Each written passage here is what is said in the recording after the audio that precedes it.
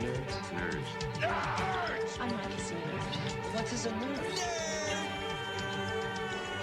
Holy crap, are we nerdy? All right, welcome to the Walking Dead cast. We are doing it now with the Walking Dead season premiere for season 6. What was it? It was the first time again. Who says you can't get your cherry back, right? No? You have no comment. So it's just me and Ethan. Unless you pay a lot of money, I think that's the only way you can get your cherry back nowadays. Yeah, really? You can pay your money and get your cherry back? Yeah. There's a lot of plastic surgeons out there that pop your cherry back in. Pop your cherry back in. Yep. Isn't that kind of... You don't want him to pop your cherry back in. I mean, Or whatever. unpop your cherry back in. Anyways, if you can't tell, it's just Ethan and myself. You know, Ethan is our resident Walking Dead Resident. resident. Sure, why not? You are our Walking Dead Specialist. specialist. What do you want to be called? Sure, why not? I don't know. Okay, so this time you have to talk, or it's just going to be me by myself talking. Oh, man, okay. Okay, as somebody that is a major fan of the comic books and the show, and even the Talking Dead show, which is talking about what they just watched. Basically what we're What doing. we're doing, right? The same thing we're doing. What'd you think of season 6 premiere? That was good. It was, You can't just, that's No. not a, you can't just, it's good. it's good. Okay. Thanks for joining us this week, guys. Have a great evening. And go on. No, I thought it was, it's a nice continuation of what's going on from last season, from the season 5? well, like the last episode of the season. So Do you like the fact that they have deviated from the comic book to a degree with the story arcs? kind of, I mean, in a sense, it's kind of going back into, what the comic book is, or it seems that towards the end of this episode, that's where it's. Well, towards the end of heading. the episode, but it seems like they're But instead of staying beholden to the source material, they are expanding that material. well, we've already known that they do this from previous seasons too. I mean, it's just, I don't have a problem with it as long as there's a good story to it. Right. The thing that caught me with the comic book so much is that there's such a great story behind everything that they've done, and that's what they keep doing, and that's what keeps me interested in watching it or reading it every time that they come out with new books. Right. So I mean, as long as it's good, it's a good story, and it's something organic and not something that's basically forced as far as well, we want to change it up from the comic book, and so we're gonna just force some story out of it. It pertains like what this episode has been doing is actually moving towards something that's big that happens in the comic books Yes. to Alexandria. So, Well, and we talked about this last season off, obviously not on our own show for The Walking Dead. the one episode we did for Fear the For Fear the Walking Dead, which we should state that right now. We had planned on doing it every week, but that show was.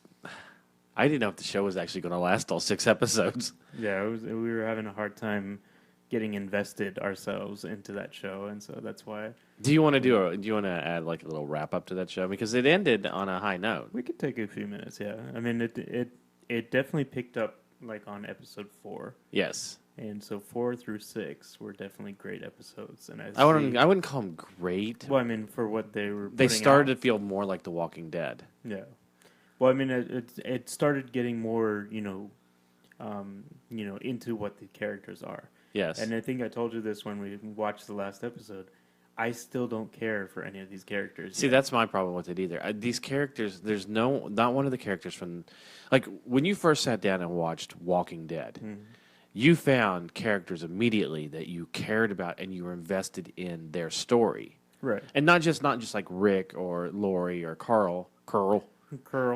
But I everybody mean, or had- Shane. But yeah. you cared about like Andrea's sister, who escapes my name Emma Bell. Emma, Yeah. yes, Emma Bell. But you cared about her, and you cared about what was happening with Carol and her family. You cared about Sophia and whether she was in danger or not. Right. This Well, they did a great job investing you into these characters. Now, granted that the source material was already there, so they didn't have to try too hard. Like the problem with that, But you still had to develop. You had to take these characters from a two-dimensional, black and white comic you're right. to a three-dimensional color world where it's not just 2 or 3 panels to describe something. You're taking, 20 minutes to describe what 3 panels would have been in the comic Right. book. No, well, I mean, it translated well the way that they did it, so that it made you feel for characters. But even like the first episode, you don't see anybody more than Rick, pretty much. That first episode is Rick's episode, Right. and they do a great job in that first episode making you care for Rick. He wants to find his family. Will he find his family? You have that relatability to him. That this Fear the Walking Dead had kind of the same, like, oh well, they want to get together again. They need to get their family together again. Well, Were they're there- running off, and but it just didn't have that same feeling. Like, when he runs off to go get his, or I want to say, for lack of a better word, original family. You're talking his your ex-wife and his son. But see, here's the thing: can you even really name any of those characters that were in Fear the Walking Dead? I can name a few of them. I mean, like the son, I know, or the drug addict son. His name Okay. is Nick. You got Travis, who's the main guy. You have Madison, which is the main woman. Alicia, which is the daughter. Mr. Salazar, which I can't remember his first name, so that tells you something. And then his daughter is Ophelia. Oh, you know pretty much the you can. I think his son's name is Chris. Yes. Yeah. Daniel Salazar, by the way. There you go. Like I couldn't remember the ex-wife's name. Lisa. There you go. But okay, so I mean, but any of those characters, you could care less if they survive or not. Yeah, I mean, none of them have But shown not even anything. Madison. I mean, the one central character in that for me, and it seems to be, is Madison, the female lead, Right. which is Kim Dixon, who is the actress for it.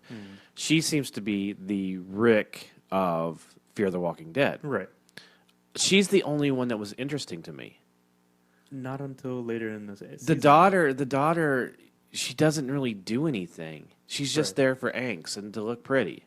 Yeah. His son is just to show the rift between Travis and Chris. Or Yeah. his name, it's Chris, isn't it? His son. Yeah. Yeah. And I said from the very beginning, the ex-wife was not going to last. The only she had no purpose to be there other than to add some conflict. The one character development trait that they gave her of being a nurse, they turned around in episode 3 and said, "Oh, she's not really a nurse. She's been pretending." She kind of knows how to do stuff. Yeah. So yeah, she can help. Which out. was, that to me, that was a cop out. You should have just said, "You know what? She's a nurse," or she was at nursing school when this When all it happened. Yeah. So she's not technically a nurse, but she knows her stuff. Right. Or something like that.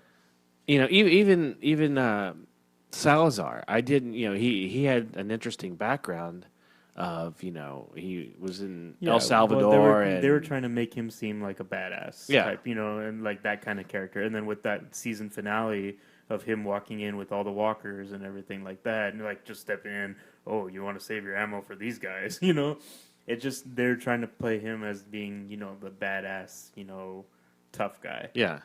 Which I was like, eh. I just it was one of those things where when the first 6 episodes of The Walking Dead happened, when they got to the CDC at the end, and and there was that potential of it could all blow up with them in there or whatnot. I was worried because I knew that at that point they hadn't signed a second season, that it was going to all end right there, and it could have. Yeah. This, it ends. It's been out a couple weeks, so there's no spoilers anymore. Where they're going to get on a boat, Yeah. which they killed off Which the is ex-wife. a wasted potential of seeing underwater zombies. Yeah. I would have loved to see. Well, the whole way it ends, it's like it kind of gives you that alludes to that you're going to see some underwater zombies or Right. something, and then all of a sudden it just goes right past the boat, and that's the end of Yeah. it. It's like, what? Come on, just get me back to The Walking Dead and let's screw this stuff. Yeah. Although it's going to come back. Here's the most surprising thing about it. It's the most viewed series, season 1, from front to back ever on cable. It's Walking Dead. But still, as bad as it was, it maintained its audience for all But you 6 see, episodes. I think To me, it doesn't. you and I see things differently than a lot of people who watch TV shows because of our, like our understanding of what's, Right. like within the industry and everything like that. So we view things a lot differently than what most people who just watch TV on normal watch, Right, but like, in a day when in an era when the attention span of an audience is so low, to maintain it through every episode, all 6 episodes, to Well, I don't have think it such had a that. problem with that, to be honest with you. I don't think there was a problem with, the storyline and things like that. It's just, I think there's poor writing, there's poor acting, and it's just that takes you out of it. But as far as the story standpoint goes, it was an interesting enough story, and it's a lot of people who want to hear this story. Like, how did this whole outbreak start? Right. How did everything go down? And so, that's why there's a lot of people like that are, wanting to watch it. I want to see when season 2 comes out, are they going to still hold those same numbers or not?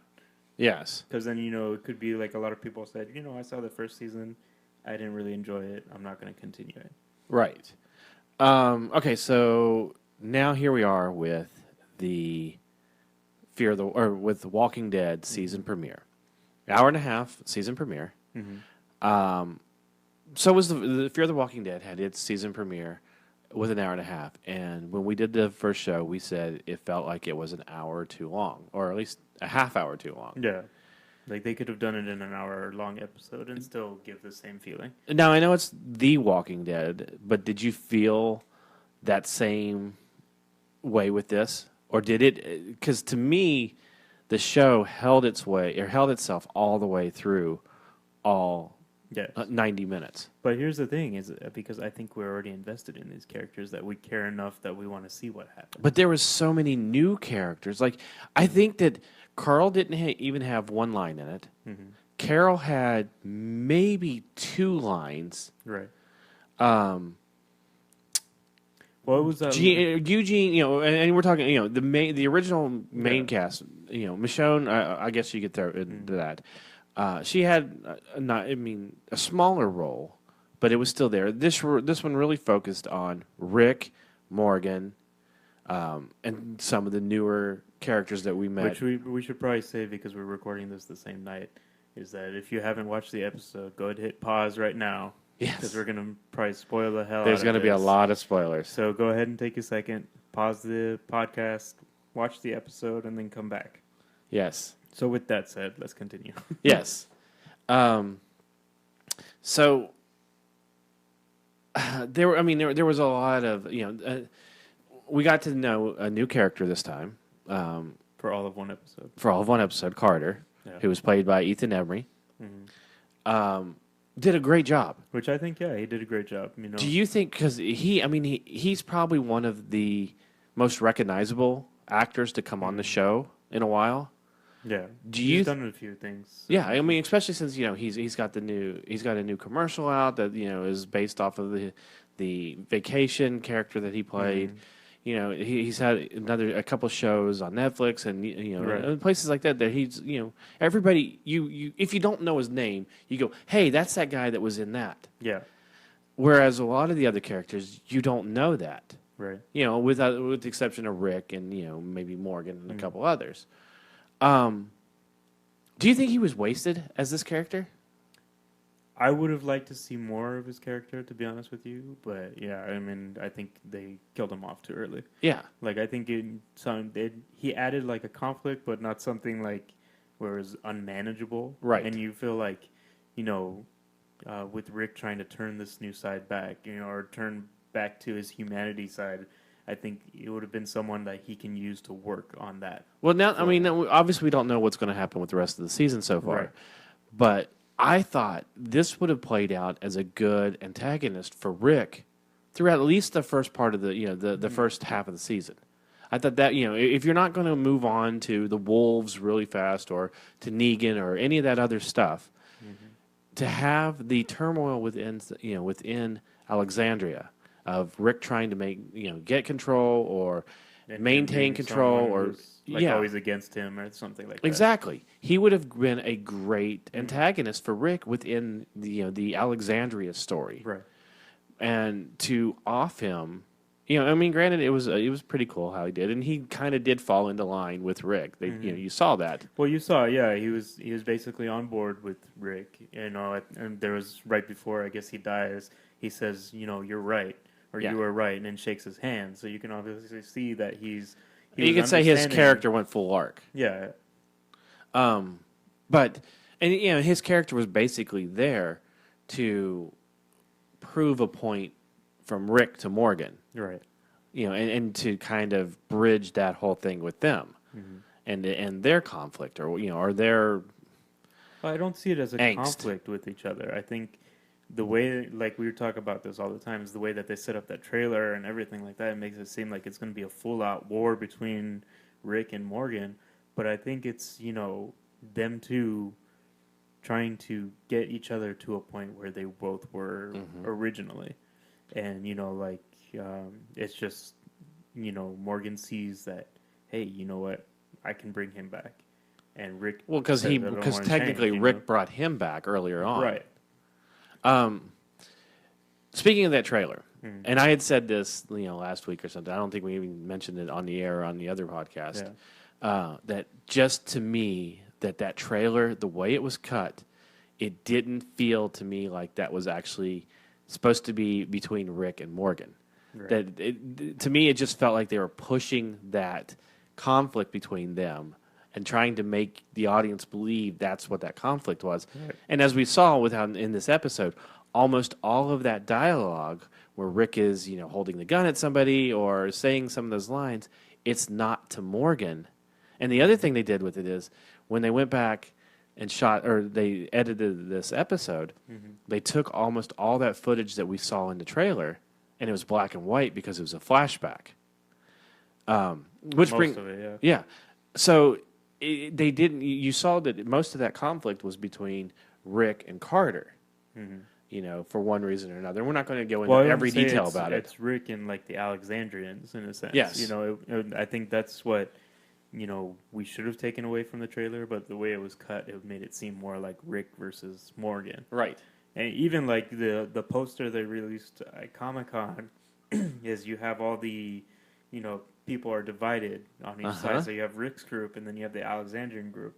And I think Morgan was kind of like on the side of, Alexandria. So it's kind of like set weren't they all up kind of it. staring at Rick too, kind of like with a glare-ish type, No, they were just looking at each other, but it's like I think I have it on my cover page, so on Facebook. But yeah, So everybody go to Ethan's Facebook page.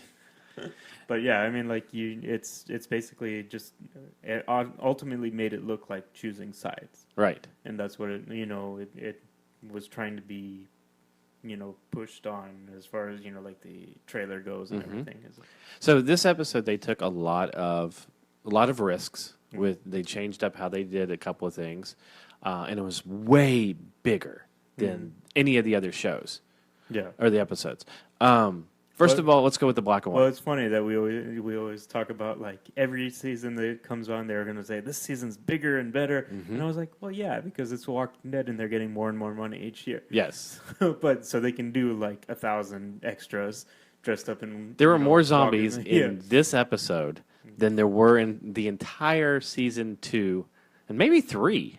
Because one had, saw the hordes in downtown Atlanta. Yeah. But that was maybe like 200 people. Right. And I think after we were watching The Talking Dead, and Greg Nicotero was saying that this is the first time they've had like 1,000 extras as far as, walkers go. And not just to mention the 1,000, but then you had the other CG that on top of that. So there was a horde of probably almost 10,000. Yeah. Well, I wouldn't say 10,000, maybe like It was 2,000 to 3,000 people. Maybe, yeah. I mean, it was up there in the thousands, I would say. Okay, but the black and white. Did you like that as the flashback? It's nice. Because I loved it. I did too.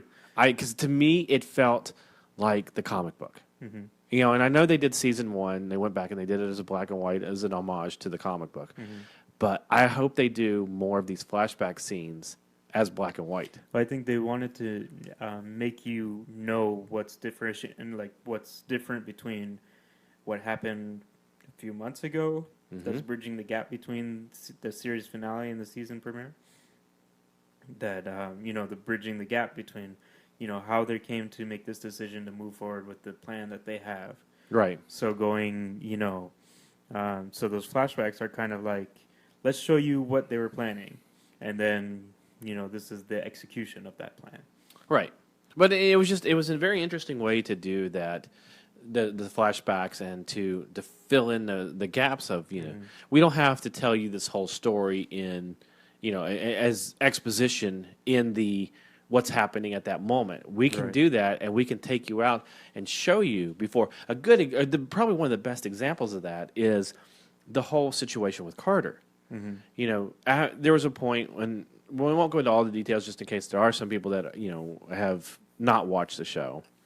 But I mean, there's a situation with Morgan and Rick where they're talking about Carter in particular, and they're saying, for all intents and purposes, they're saying he's going to die no matter what. Right. He doesn't have the skills to survive in this world or the mentality to survive in this world. He's going to die. So, it was almost like Rick should have, killed him when he had the chance. And it would have been justifiable because he was going to die anyways. So you take that moment and then, and you push that right before you have the moment where you see Carter and Rick and they're with the Horde, and, he says, "Oh, you were right. Thank you. I'm going to go join at the front of this and, try to be a leader and everything." And as soon as he does, what happens? He gets his face chewed off. And there's a moment, and it's so good because it's an unspoken moment when, after Rick puts him out of his misery because he's because of his screaming and everything, which is causing the Horde to divert from their parade, let's say. Right. There's this great moment where Rick looks at Morgan and Morgan looks at Rick, and you could see that it was like, okay, Morgan's like, you can almost read between the lines, like Morgan's like, "You're right," and Rick's like, "See," Yeah. And you could even see a little bit of regret in Rick that he was right about him. Yeah. Which, and I thought that was brilliant that Abraham Lincoln, Abraham Lincoln, Andrew Lincoln, sorry about that. It was a great moment as an actor for Andrew Lincoln. I almost said Abraham again. For Andrew Lincoln to, give that little moment of regret that he was right about this guy. Right. Because... Well, I think, it was because later in the episode, he's kind of, diverted back to being a more humanistic, person, more have a human quality to him. Yeah. And then also for the fact that, Carter finally accepted, what he's doing, and he's like, this guy isn't that bad. Right. And so he kind of had his approval, so he felt, okay, he can be part of our group now because, he understands and he's moving forward and he's changing. And then for the fact that he has to end up killing him, he does feel bad. He does, he's like, oh, he could have been saved. Because you almost have that same dynamic with names just went right out of my mind. With Glenn and the other Alexandrian that almost killed him in the woods. Took him in the woods. His name escapes me too. I think it's Yeah, you look it up. Well, I think can't. it's Nick. Nick? I think. Well, I mean, there's that great moment between them where, Glenn should have killed him last season. He's in, huh? Yeah. And he's the reason that Noah got killed. He doesn't have the skills, much like Carter, much like a lot of the Alexandrians. Yeah, Nicholas. Much like a lot of the Alexandrians, they don't have the skills or the mentality to survive in the zombie apocalypse world. And Glenn has kind of, despite the fact that one of his friends got killed, despite the fact that this guy took him in the woods to kill him in a way, he's kind of taking him under his wing to bring this guy into the fold. Yeah. And there's that great moment between Maggie and oh my God, I just Tara. Tara, thank you. it was, that there's that great moment where Maggie's explaining to Tara why he's doing this, and because Glenn's a great person, and he is it's kind of the same situation that Rick was feeling, with Maggie and Tara. They're like, well, no, they should have killed him. He should have killed him. He's no good. Well, they say Glenn was wrong for Right. taking him under his wing. But, Maggie was saying that's the person that Glenn was. He said, look at you, you were someone that was on the opposite side of that prison fence. Yes. And he took you under his wing, and now you're one of my... Closest friends, yeah. You're like someone who's close to me or something now. So yeah, so you have that same dynamic with Carter, but in this episode, you do see Nicholas kind of... he saves Glenn at one point, and you kind of see him starting to grow.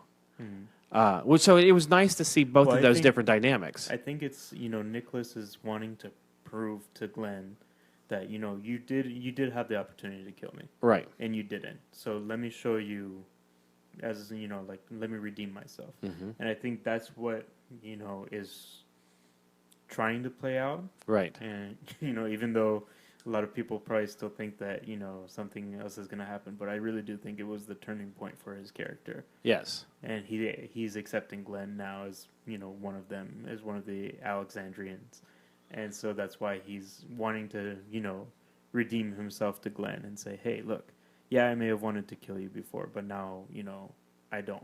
Yes. So Carl obviously didn't have. He had maybe half a scene. I don't even remember Carl in this episode. He, the girl that he was in the tree with at the end of last season, she's sitting up on top of the wall or something. And he comes up, and you barely even see him comes up and sits down next to her. They don't say anything. She puts her hand on his, and in the distance you see Ron, the son of the wife beater that Rick porch stick that Rick blows his head off. You see him kind of there. So now not only did he lose his dad, but now he's like losing his girl to the son that killed his dad, and was trying to fuck around with his mom, and so he runs off, and then there's this nice little moment with Rick and him where he saves him, and that was what was kind of confusing to me though, is when Rick had the conversation with Ron's mom, Jessie, after saving or anything, she's like, and I get what the conversation was about. It was basically you killed his dad, so no matter what you say to him, it's not going to sink in, even though you just saved his life and everything like that. But it kind of contradicts the fact that Rick saved him, and Rick did give him, some fatherly advice, and then, which also leads to Rick burying his, the body of his, Ron's dad instead of just leaving it on the side of the road. And you see Ron in the background kind of stand there, and to me, it looked like Ron had a little bit of a change towards Rick. Like more of an understanding of Rick and Rick's character and why Rick had to do what he did to his dad. But the scene between Rick and Jessie kind of negated that to me. I agree. And to me, that's the one of the, and it's kind of nitpicking it, but that's one of the only little things that took me out of this episode where I was kind of like, wait, that doesn't really go with what just happened. Yeah. I don't know if you felt that way or if I'm just over analyzing it or whatnot. No, I can definitely see your point. I mean, seeing as it was, I don't see it as him kind of like accepting Rick after that talk. It's just kind of like one of those things like, okay, yeah, well, man, whatever.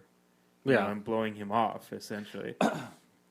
So in a sense, then what Jessie was saying is validated. You're thinking. Yeah, I think that with her saying it can't be from you. Right. Anything you tell him, he's essentially going to say no. If you don't touch him, don't do anything like that because it's just going to shut him down. Right. So when. And we're going to make this, we're going to try to keep this show a lot shorter than the Nerdibles episodes. So we get the Horde starting to go down the road. Rick's plan's working out. Everybody from both sides, Alexandria and our group that we've been following for 5 seasons, are working together. Everything's going great. And then we get a horn. Yep. And it sounds like it's a, like a tractor trailer, like a siren. Sounds like a hurricane siren. Yeah, or like that, an air raid siren, something Yeah. like that. That we have no idea where it is, where it's coming from, The episode other ends than basically ends on that horn going off. It even cuts to black with the horn still going. But we know that it's in the distance somewhere past Alexandria because now the horde is going towards Alexandria. I was wondering how they were going to do that because obviously in the comic book there is a horde that comes to Alexandria. Yeah. And it's done in the comic book after the first time they are attacked by Negan's group. Yeah, I think it's Negan's group that brings over the horde to Alexandria. Yeah. It's after basically Rick tells him, we're not going to be rationing our supplies to you anymore, this and that, blah, blah, blah. And it was just basically... And this horde is way bigger than that. And that horde attacked Alexandria. So, in the way that the excerpts for the whole season, the kind of quasi trailer, if you will, it seemed like the horde is like completely taking over Alexandria, which would be different than the way the book is, because the book they defend themselves. Spoiler if you haven't read the book or don't know what's coming up. In the book, they, even though the horde breaks in, they still are able to stop it. And still most of Alexandria, if not all of Alexandria, stays intact. They do lose some people, but they are able to fortify the the homestead. Yeah. Because that's when they start building the trench around it. They realize that they need to do more than just have a wall. Basically, yeah.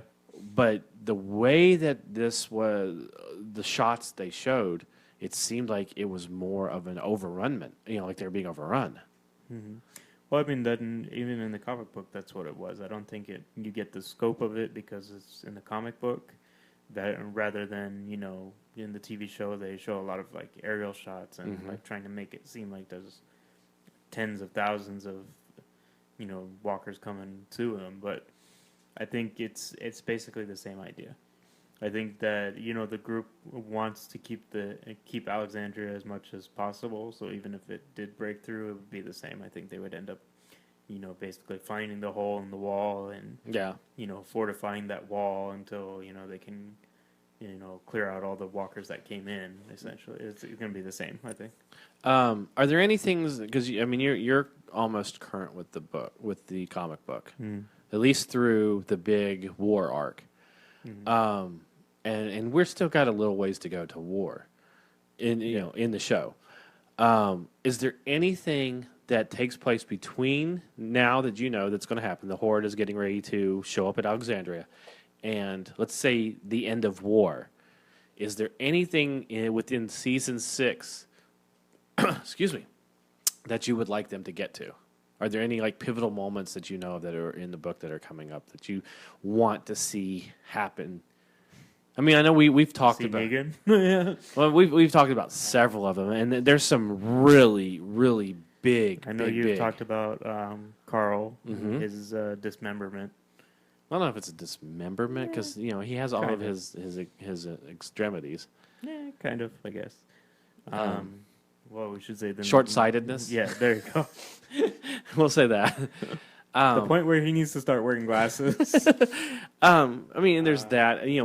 There's already been some leaks of a couple characters from the book that we know are showing up, which are direct lead-ins to the big Negan, big villain. Yeah. I don't want to call him an antagonist because that's not nice of a word. Yeah, I mean, the things he does in the comic book, I don't know how they could ever get them into the show. I don't know either. I mean, I think they're definitely going to have to scale it down versus the comic book, but especially just his language alone. Yeah, that's one of the big things. He uses the F word every other word, and so I don't see them. But even when using you that when word. you get to his homestead, Yeah, there's so much there's so much stuff that's in there, and there's some suggestive stuff that's in there, and there's stuff that I don't know if they can actually do in the show Well, they can, or even allude to. they can kind of. I mean, they've done it. They've done kind of that kind of stuff before. So I mean, I don't see it not happening in that essence. The thing I would be more concerned about is how they're going to scale back his language and still keep the same tone. But we should be seeing some other homesteads. Definitely other communities. Yeah. There's, here's another spoiler, is Jesse's character in the comic book. I don't remember what her name is in the comic book, but that character is essentially killed during the Horde run-in. Mm-hmm. So, we'll see if that's a big that's where the comic book kind of in the show will deviate, because I don't know if that character can be killed off too soon, because the Andrea character is not there. Right. And the romance between Rick and Andrea is not there. And well, I mean, essentially, Sasha's taken over that role, I think. To me, they kind of split Andrea's role between Carol and Sasha. Because I think now, and especially now that Sasha has, got her whole mind back in check, I think that we're going to see a lot more Andrea from the comic book.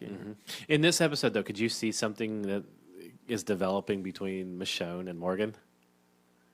Like in the book? Yeah. There's a couple little, like the whole, even the little protein bar thing. Yeah.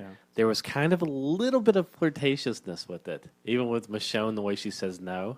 Yeah. To me, I was like, I can see there could be something. Even the way he asked it's kind of like he knows she took it, but I'm gonna let it slide because it's Michonne, and it's nice to see you again. Yeah, I guess maybe I didn't really care. Hey, he's got the staff. She's got the sword. All they need is a. The Ninja Samurai. I was going to go with a Ninja Turtle comment, but okay, so nothing that you can think of that between the Horde. It's been so long since I've even read anywhere near that storyline, so I'm probably forgetting stuff.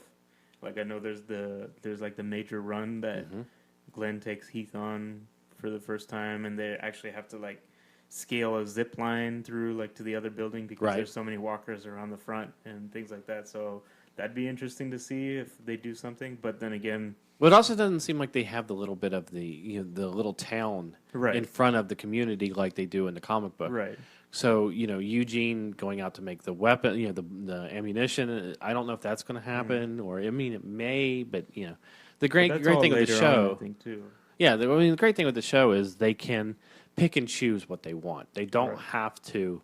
I mean, they can follow it, but they don't have to tell every story. You don't know how far all that stuff was in the comic book related to the to the show. It could be that whole town there is maybe 10 miles away. Right. But so, do you think that the Wolves are going to be Negan's group, or do you think they're just another community? That's a hard one to say. I mean, trying to think about what they've done in the past, I want to say that the Wolves are part of Negan's group. But then also something wants me to say that these Wolves are going to be the threat until Negan shows up and wipes them out or something like that. Yeah. So they're like another community, quote unquote, because they're not really a community. They're just some guys. They're some thugs. Yeah, basically. Another big thing I just thought of is between this time is Abraham dying in the comic books. And we meet Dwight, who's basically Negan's right-hand man in the beginning of this whole arc. Right. So, I mean, I'm interested to see, is this, And then there's Jesus, and there's the other thing, well, they kind of alluded to something in this episode, and I don't know if you caught it or not. It was why when they did the flashback of who was going to go out and help maintain or manage the horde and who was going to stay in, there was a little conversation between Glenn and Maggie, and he's talking to her. Well, basically saying that she's got to stay here because she's the leader. Meaning, God, what's her name? Deanna has got to stay there and maintain. And Maggie's been kind of her right hand lady, if you will. But he kind of says, she goes, well, there's that reason, and she goes, oh, and the other reason, I think they're going to do Maggie's pregnant. Yeah, that's true. Because that plays into it, and it's about the right time for it. Yeah. No, Yeah. definitely. That's. I caught that. I Did you catch that? I didn't catch that subtle, like that little subtleness. I But guess, do you remember the conversation? And you Yeah, I remember do him remember saying, him saying. and they kind of said, and well, there's that other, the other thing, and it was it wasn't really stating it as the other thing, but the way that's paraphrasing it, but the way there was that almost that unspoken, thing again, which this show does a lot of that unspoken stuff. That's great, Right. and sometimes you can read between the lines, especially if you've read the comic book. There's little things that you can catch like that. Because that No, they I didn't may catch work. that at all. When you go back and watch it, and you'll see it. And as soon as I was like, oh, I wonder. No, that would make sense. So who do you think is ringing the horn? I want to say it's the Wolves, but then again, after thinking about when you reminded me about the scene with Carl and everything, I see that Ron at this point has a lot of angst against everybody. Yeah. Essentially, he's basically. Well, he feels like everybody has just no one gives a shit that his dad this guy died. killed The my whole dad. community, basically said, kill him. Yeah, this guy killed my dad, and now the whole community is behind him now. Yeah. Supporting him. So fuck the community. Pretty much. Yeah. So it could be him, but then at the end of last season, you saw the Wolves get all those pictures from Aaron's backpack and see that there's this community out there, and they want to take it. Oh, I maybe. forgot about that. They may See, I want also to take it. I forgot about Tara, how bad she got hurt. And that wasn't the next to last episode, but it was the episode when Noah died. Yeah. But yeah, I forgot that she got fucked up bad. She was in a coma and everything. But you know what? With the Horde coming, and if the Horde does come and take over, it may end up being it's right about the time for Carl. And I tell you what, if they make and draw out the Horde a little bit coming to Alexandria, that could be the season, the mid-season finale. It could be. I still don't think that they're going to do it. I do, and I think that is a great time to do it as the mid-season finale because you end it on that great shot of in the comic book when it happens, and that's where you end the mid-season, and then you're leaving the audience going, wait, what? No, you can't. You can't leave it on that. Like right now, because Beth hasn't read the comic, she doesn't know. If she sees that she will freak out for 2 months until it comes back. Yeah. And everybody will. No, it's definitely a good stopping point, especially if it ends exactly with that same quote and everything, whereas half his face is blown off and he's just like, Dad? Yeah. Drops to the floor. If they ended on Dad and just even that and then with Dad, that would be such. Well, that's the thing is if he drops to the floor, who knows if he's alive or dead? Yeah. That's why I say Well, you could even do it where he drops and then you have that that overview shot of him laying there because the Horde was still around him. They were starting to defend it and starting to overtake the Horde, but there's you end it with that shot from like an aerial shot above him laying there. Oh, I'm telling you what, the internet will explode with people trying to and it would be a great mid-season as a season finale. No. Because there's so much more that can happen. It's so it's not big enough, right, for that. But as a mid-season, where you're leaving people it's a hanging cliffhanger, for 2 months, yeah. So on that, let's just go ahead and end things tonight. Okay. I think we covered everything that happened. It was a very, very good season premiere.